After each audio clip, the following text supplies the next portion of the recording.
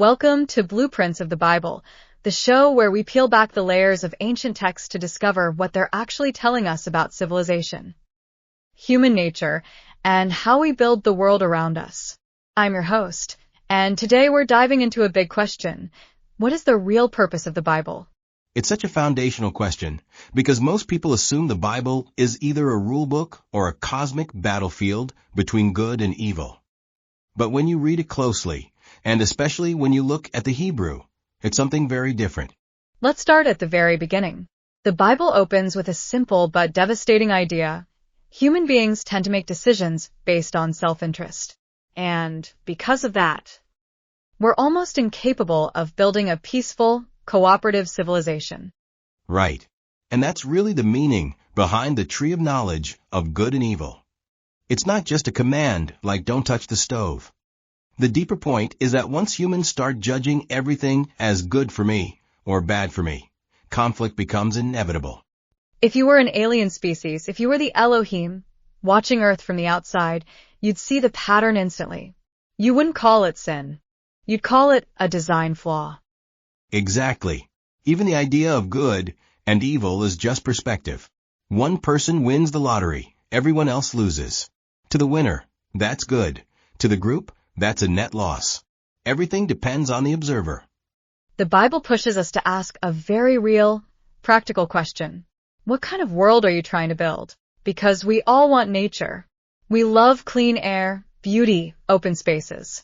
But we also want convenience. We want the gadgets, the tech, the comforts that often destroy the very nature we say we value. The Bible lays out a ratio that shows up again and again. A quarter must be preserved for life to continue. Whether it's crops, livestock, or land, a minimum portion has to stay untouched. Which is a pretty elegant way of saying, balance your innovation with your environment or everything collapses. Let's talk about Satan, because your take on this surprised me when I first heard it. Most people imagine God and Satan as opposing football teams. But in the Hebrew texts, Satan actually works for YHVH. His role is quality control. He stress tests ideas. He tries to break them so we can see the flaws. Like Mr. Slugworth in Charlie and the Chocolate Factory. Looks like the villain, but he's really testing character. Yes, Satan exposes weaknesses, but he's not allowed to destroy everything. He's a stress test engineer, not an enemy general. One thing that stood out in your research is that Hebrew is a language of symbols. Every word carries multiple meanings. Right. The text has layers. The surface level is called Tselem, the shadow level. It's what you see when you read the story literally. But the deeper level, Demuth, is about human potential. For example, a rib isn't just a bone. It can symbolize a weakness or missing attribute. So when people read the Bible in a modern American mindset, they're only getting about 10% of the message. Exactly. For example, to understand the Cain and Abel story, you have to look below the surface.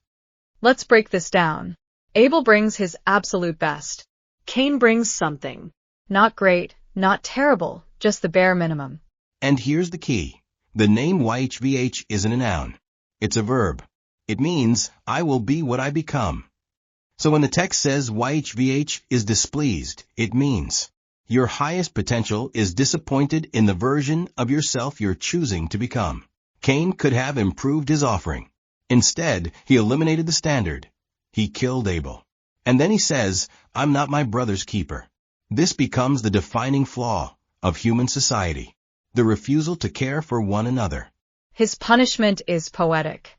Cain becomes unable to produce anything himself. He becomes dependent on the generosity of others. And yet, ironically, he becomes the first political leader. A man who produces nothing becomes the first builder of a city. That's not accidental. That's an archetype. You use a modern economic example to explain Cain, the single producer versus the aggregator. Right. The single producer is like a seamstress. She buys materials, works for days or weeks, sells one shirt for a small profit. Her income is limited by time, resources, and her physical ability to produce. Meanwhile, the aggregator, the shop owner, takes 30% from 10 different seamstresses. He produces nothing, but earns more than any of them. That's the pattern of Cain. People who don't produce gather the work of those who do. It's the structure of our modern economy. This is where it starts to hit home. Our modern system is built on debt. Workers start from nothing. They go into debt to enter the workforce. Just like the Israelites in Exodus being told to make bricks without straw. We expect people to work before they have what they need to survive. And the indicators of economic success? They measure how aggregators are doing, not the actual workers. Which is the exact opposite of the kingdom described by the prophets, where no one builds so another may inhabit. Let's dream a little. What if we didn't make people start with debt? Imagine an app where your intention to work is enough. You join a training incubator, access to tools, mentorship, community, a living stipend, and, after training, a grant for startup resources instead of a loan. A system built on empowerment, not desperation. Exactly. It's essentially the biblical model. Remove debt, cultivate potential, build civilization sustainably. So the Bible isn't a rule book. And it isn't a cosmic battle. It's a blueprint, a set of patterns for understanding why societies fail and how they can flourish. And we don't have to believe in God or Satan to see the wisdom. If YHVH represents our highest potential and Satan represents quality control, the text becomes a practical guide for building a better world. That's it for today's episode of Blueprints of the Bible. If this conversation sparked something in you, don't forget to like, subscribe, and share it with a friend. We'll be back next time to uncover more of the hidden architecture behind the text.